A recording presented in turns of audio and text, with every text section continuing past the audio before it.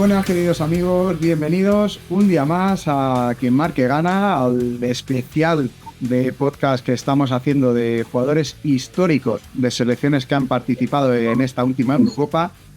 Y volvemos a estar hoy con Santi. Buenos días, Santi. Muy buenos días. Ya van unos cuantos, ya estamos terminando este especial y nos quedan... Hoy nos queda una selección de la que nos vas a hablar tú, de Bélgica, un jugador histórico, quizá a lo mejor no tan conocido para las generaciones actuales. Algunos de los que peinamos canas, el nombre sí que nos sonará. Y luego nos quedaría ya el último grupo, en el cual va a haber jugadores muy interesantes. ¿De quién nos vas a hablar hoy, Santi? Pues sí, hoy traemos al canal una auténtica leyenda de la selección belga, de la liga belga y del fútbol belga en general realmente. Uno de los precursores de la que fue la primera generación dorada del fútbol belga, no la del Mundial de 2018. Hoy traigo la vida de Jean-Marie Pfaff. No sé si lo he pronunciado muy bien, el apellido es un poco complicado. Para empezar, para tener un poco de contexto vital de Jean-Marie antes del fútbol, trabajó como limpiabotas y repartidor de leche antes de dedicarse al fútbol profesional. Aquí podemos tirar un paralelismo con Jack Leslie, un amigo conocido de este canal. Fue el pequeño de 5 hermanos y realmente es un jugador que siempre ha dicho que el fútbol para él fue una manera de evadirse de situaciones que había en casa, viniendo de una familia extremadamente humilde. Ya tuvo que trabajar él desde bastante joven. Y aún así compagina estos pequeños trabajos de siendo pequeño con ser jugador amateur hasta 1970. Fíjate, para que luego digan que el fútbol solo es pegar patadas detrás de un balón y que no entienden el fútbol, ¿qué tal? ¿Cuántos jugadores a lo largo de la historia, vamos a hablar solo de jugadores de que han llegado a la élite y demás, cuántos jugadores han reconocido que el fútbol les salvó la vida y les alejó de vidas pues, de delincuencia, de pobreza y de situaciones de familias desestructuradas, Bien. A ver, yo en esta situación siempre recuerdo unas palabras de Sir Alex Ferguson, un sabio del fútbol, aunque tenía sus cosas fuera de la cancha, que dijo que él realmente siempre prefirió a los futbolistas que venían de barrios conflictivos, porque sabía que esa gente iba ahí a jugarse el pan y que no iba a hacer el tonto. Que esa gente tendría sus...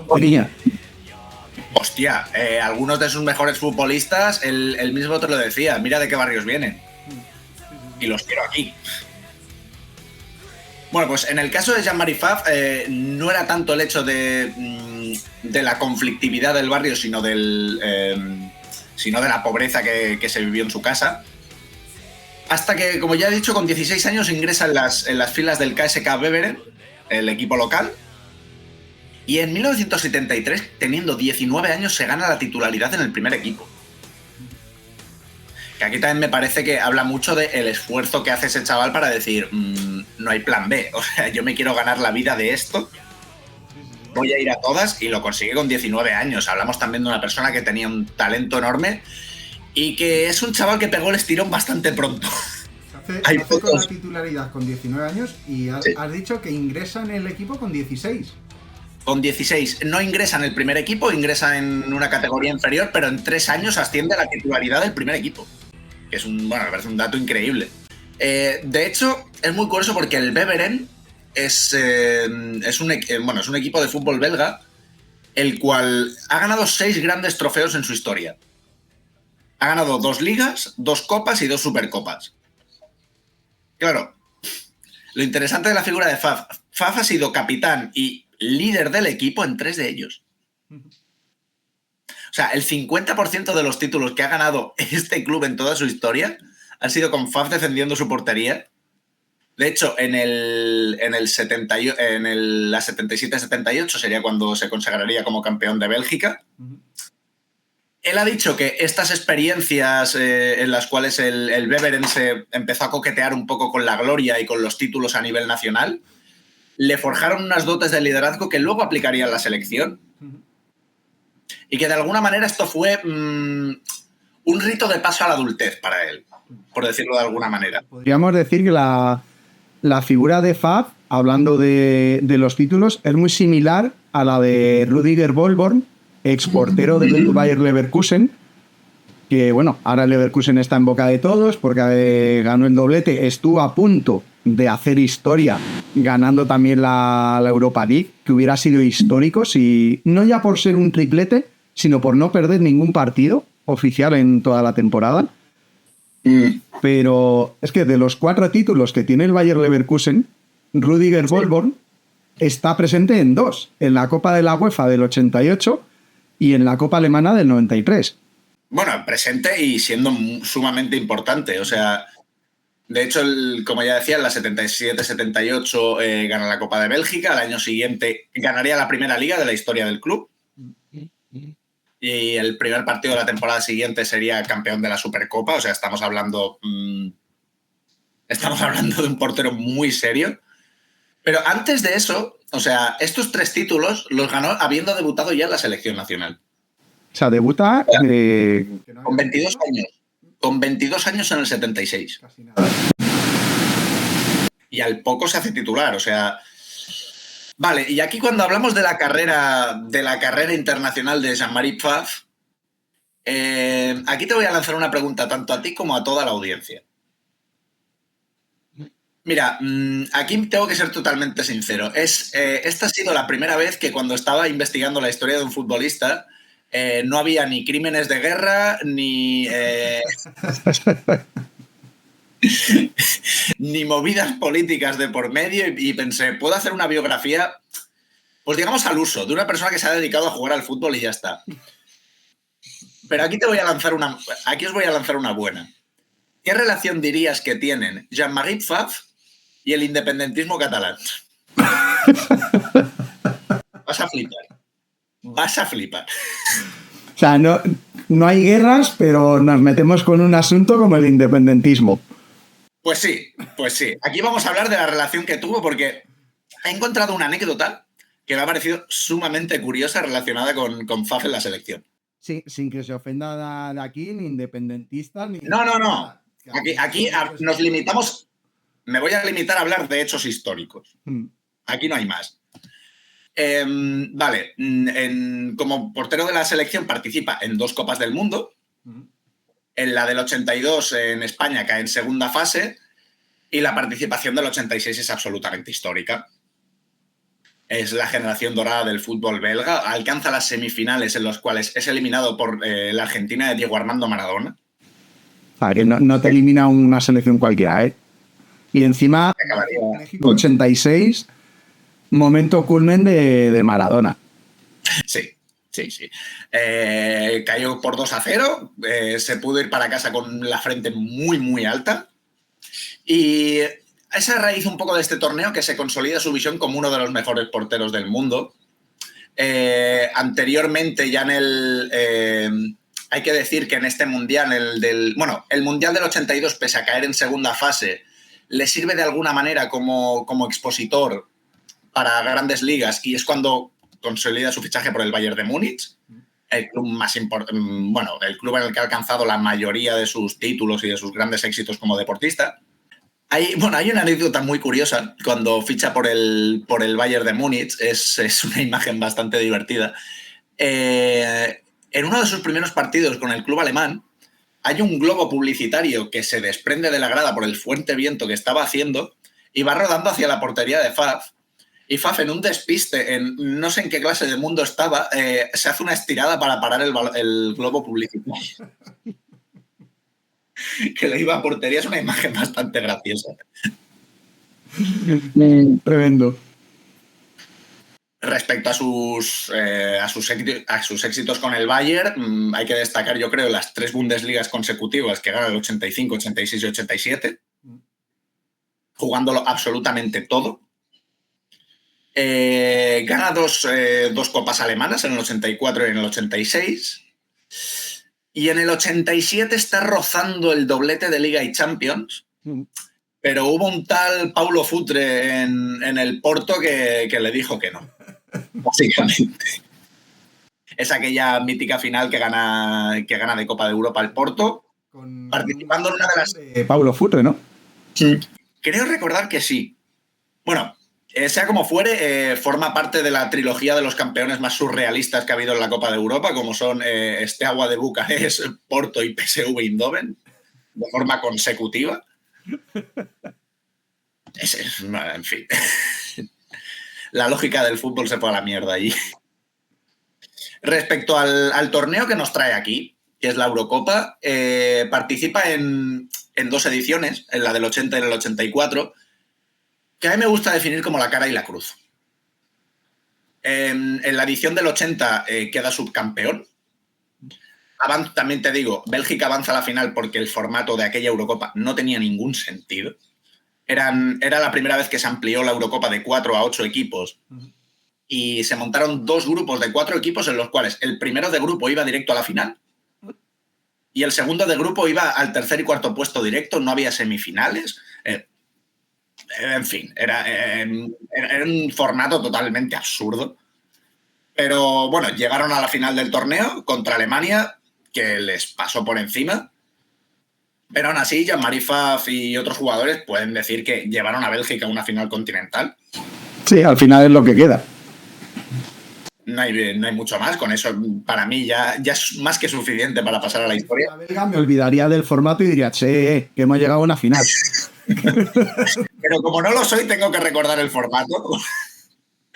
Bueno, y de hecho su segunda participación en la del 84 se van a casa en primera fase encajando un 5-0 contra Francia.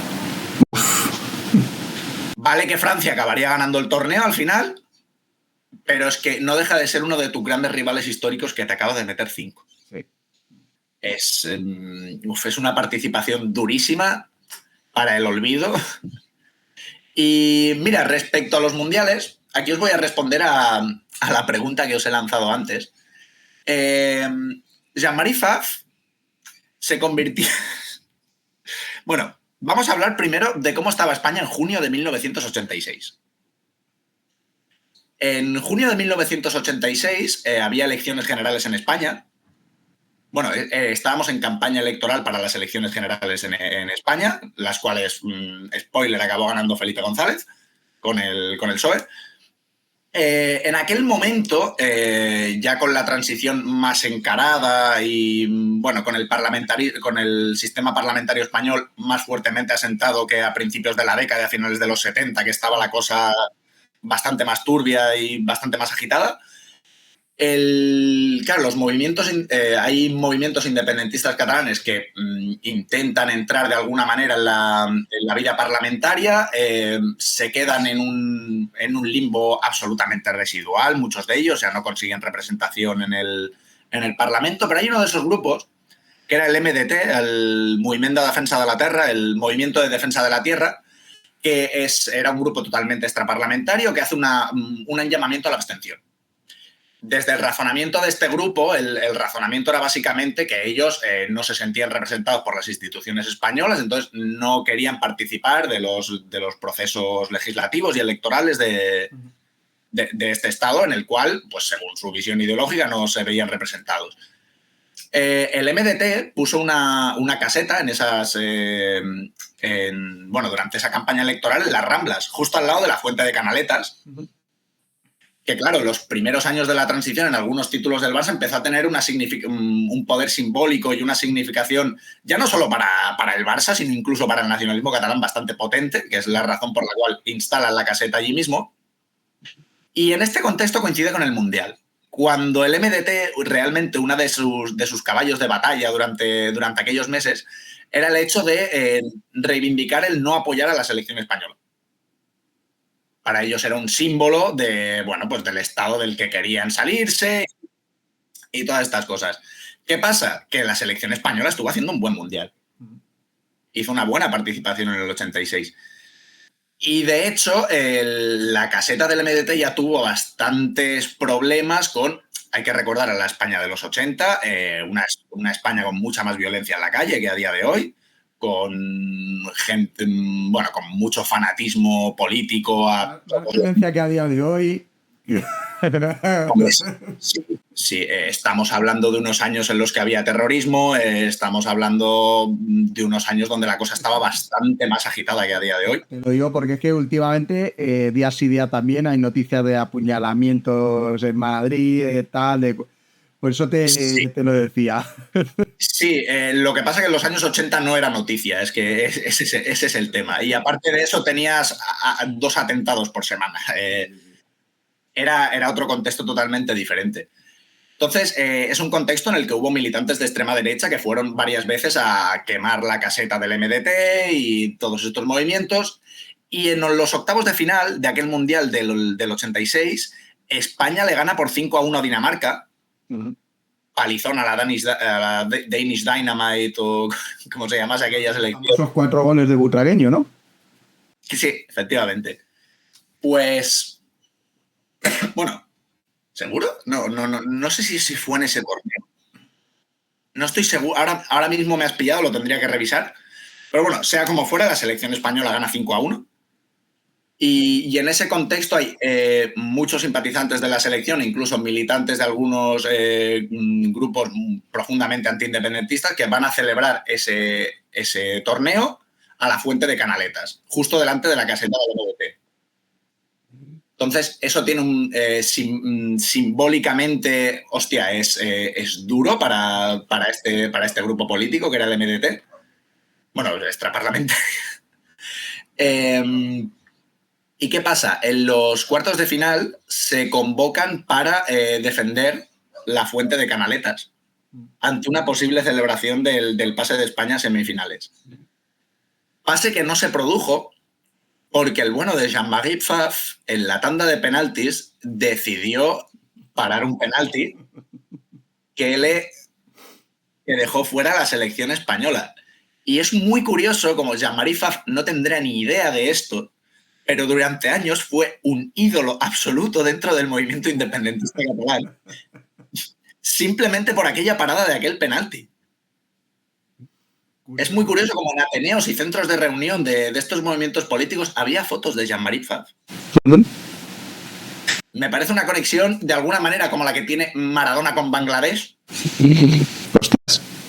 En el que la población de Bangladesh admira a Maradona por el gol que le hizo a los ingleses y porque ellos fueron colonia inglesa y vamos, que Maradona igual no sabía ni señalar a Bangladesh en el mapa. Seguro. Pues ya, Jean-Marie Pfaff, tú le hablas de Cataluña y le sonará la Tierra Media, pero hostia, se convirtió en un ídolo para un movimiento político sin comerlo ni beberlo. Qué bueno. Es un punto que me parece muy curioso de su biografía. Sí. Y bueno, más allá de eso, después de aquel mítico penalti parado a la selección española y de caer contra la Inglaterra de Maradona, en el 87 es la IFFHS le nombra el mejor portero de 1987 a nivel mundial. Y de hecho es un portero que si miramos la lista de 50 grandes porteros de la historia y tal, siempre está allí. Sí. Siempre acaba cayendo, se ha consolidado como un grande del fútbol dentro de su posición. Y bueno, digamos que después de su carrera en el Bayern de Múnich, vuelve a Bélgica durante un año, al Lierse SK, un humilde club. Y adivina a qué liga se va a colgar las botas. Yo qué sé. A Bangladesh. No, al cementerio de elefantes de Europa. A Turquía. Efectivamente. Con el Trabzonspor como un campeón y a colgar las botas. Pero la vida de Jean-Marie Pfaff no deja de ser interesante tras el retiro. Porque aunque tuvo esos 2 años finales de su carrera en los que básicamente estaba meditando el retiro y no sabía muy bien cómo encararlo, después del fútbol fue conocidísimo en Bélgica y tuvo una altísima popularidad entre diversas generaciones, tanto en gente más pequeña como en gente que le vio jugar, como en, bueno, pues eso, abarcando diversas generaciones, debido a que hizo un reality show llamado The Pfaffs en la televisión belga, en el cual básicamente le hicieron un gran hermano en su casa. ¿Pero qué era entonces? ¿Tipo las Kardashian? Sí, con su familia. Es, es espectacular, en serio. Creo que hay 6 o 7 temporadas de eso, lo miré hace poco. Y bueno, se hizo muy conocido y muy carismático por eso, porque los estaban grabando 24 horas y era uno de los programas más vistos de la televisión belga, La vida de Jean-Marie Pfaff. Uf, increíble. O sea, me podía esperar cualquier cosa menos un reality de su familia, ¿eh? Y bueno, dentro de esa familia que también participó en el reality, los niños que veíamos por la casa, que luego acabaron creciendo y tal, han seguido los pasos de su padre. Varios de sus hijos se dedican al mundo del fútbol. Y aquí me gustaría hacer un breve inciso, ya para finalizar y para poner el colofón a este episodio, que es el hecho de que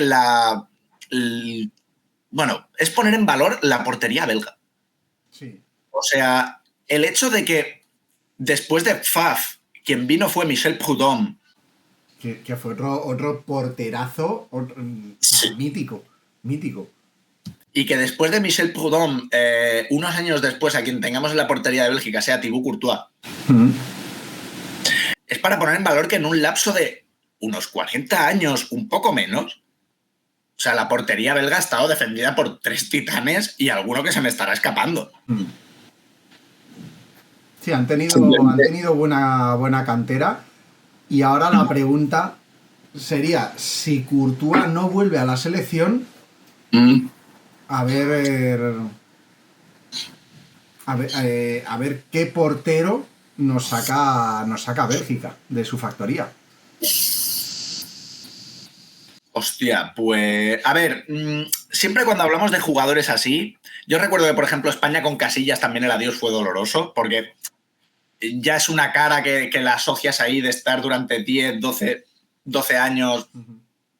El relevo va a ser difícil y a lo mejor no va a funcionar el primer relevo.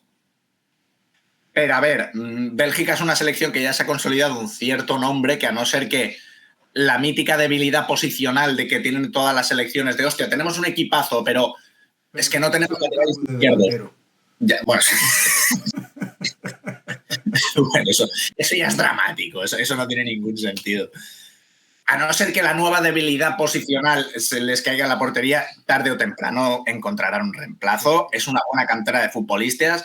La liga belga exporta talento, es incapaz de importarlo por capacidades económicas, pero tarde o temprano a alguien nos acabarán poniendo. Déjate que no sea otro fuera de serie como los 3 que acabo de decir. Sí. Yo a mí me gustaría hacer una pregunta que luego en los comentarios nos vayan contestando los oyentes. Y fíjate la pregunta que voy a hacer y a quién voy a dar, entre comillas, mi apoyo. Y la pregunta es, ¿Thibaut Courtois hubiera llegado al nivel que ha llegado si no pasa por el Atlético de Madrid con Simeone? Porque recordemos que Courtois llega al Atlético de Madrid, que es donde pega la explosión, porque en el Chelsea no jugaba con Mourinho. Y de hecho, aquella pelea que tienen entre Atlético de Madrid y Chelsea, antes de la célebre eliminatoria de Champions, que el Atlético llegan casi incluso a denunciarse porque no les dejaban jugar por la cláusula del miedo y tal. Y luego, pues de ahí, Courtois vuelve al Chelsea. Es verdad que en ese año, 2 años que está en el Chelsea, sigue siendo un porterazo, pero no coge a lo mejor ese mismo nivel que tenía en el Atleti y luego ya termina llegando al Real Madrid. Pero el paso por el Atleti yo creo que marcó el punto de inflexión en su carrera. A ver, yo recuerdo un grandísimo Courtois en el Atlético de Madrid. Aquí hay algo también muy importante en la carrera de un futbolista, que es foguearse en las grandes instancias del juego. O sea, esa oportunidad la tuvo en el Atlético. Ahora, yo aquí te replantearía la pregunta. ¿Podía haber alcanzado ese mismo nivel siendo titular en cualquier grande de Europa que hubiese jugado Champions? ¿O tenía que ser en el Atlético de Madrid? Claro, es que al final el tema de la portería es muy delicado porque no todos los porteros encajan en todos los equipos.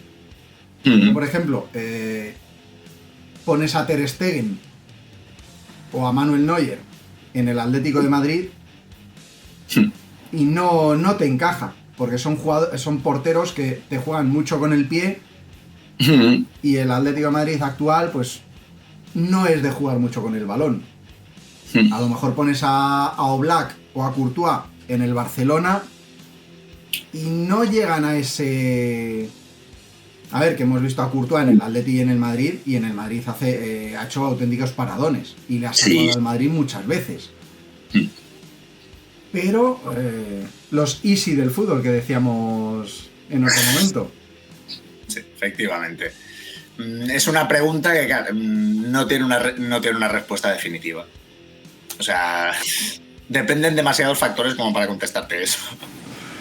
Pero bueno, interesantes cuestiones que nos conteste la audiencia, qué opinan, qué piensan. Y no sé si esto llegará al nivel de la polémica que tuvimos cuando dijimos que Cristiano Ronaldo era un atleta que jugaba al fútbol. Hostia, no. Ahí los palos te los llevaste tú, ¿eh? Yo salí bastante indemne de aquello. Pero bueno, interesantísima la historia de Jean-Marie Favre. Esas conexiones con el independentismo catalán. Curioso, cuanto menos. Sí, desde luego. Y como siempre decimos, que nos vayan dejando sus likes, sus comentarios, que nos digan si quieren algún tipo de contenido. Ya digo que nos quedan ahora mismo 4 jugadores de los que hablar y daremos paso a una nueva temporada. Estamos ya mirando la temática y cómo orientarlo. Sí. Y como siempre estamos abiertos a sugerencias. Así que recordar seguir las cuentas y compartir. Y sobre todo recordar, como decimos siempre, que quien marque, gana. Nos vemos. Hasta pronto.